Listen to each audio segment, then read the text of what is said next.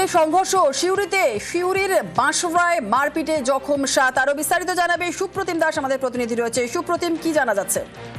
দেখো, জমি বিবাদের জেরে সংঘর্ষ হয়েছে এবং সংঘর্ষ হয়েছে তৃণমূলের দুগোষ্ঠীর মধ্যে এবং এই ঘটনা ঘটেছে সিউড়ির বাঁশরা গ্রামে।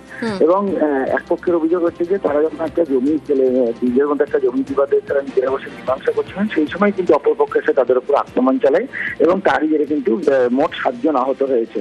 এবং সিউড়ি থানার পুলিশ ঘটনাস্থলে যায় এবং পুলিশ সবাইকে উদ্ধার করে নিয়ে সিউড়ি সুপার স্পেশালিটি হাসপাতালে নিয়ে এসে ভর্তি করে।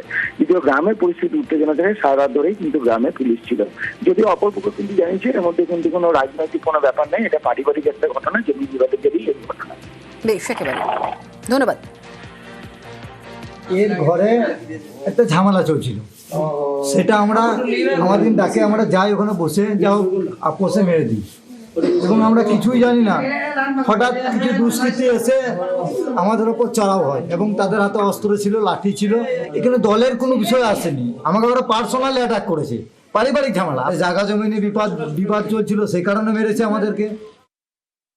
ওই ছিল নুরুলের লোক, ঠিক আছে, সমীর, মিরাজ, কালু, বাপি, ব্লক সভাপতি সেউড়ির মেরেছে আমাদের।